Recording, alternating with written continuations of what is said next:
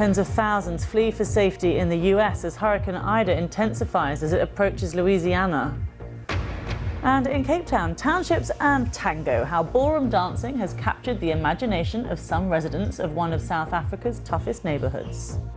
Italian coastguard vessels have rescued 539 migrants from a fishing boat drifting off the island of Lampedusa. The rescue on Saturday delivered one of the largest numbers of migrants to the Italian island in a single day. Women and children were among those on board. Tens of thousands of people have marched in several US cities demanding the protection of voting rights.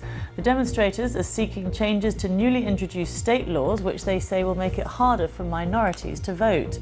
More than 20,000 people gathered in Washington, D.C., with rallies also taking place in Phoenix, Atlanta, Minneapolis and elsewhere.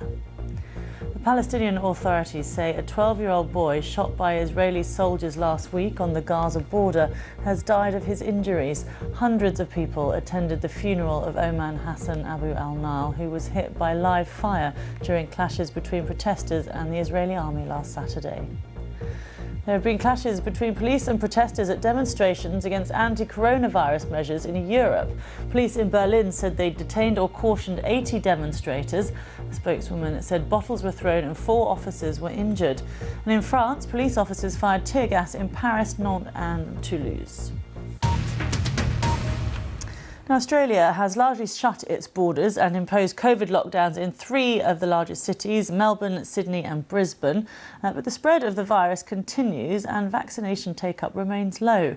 Victoria, which is home to more than a quarter of the country's population, has reported the highest number of daily COVID cases in nearly a year.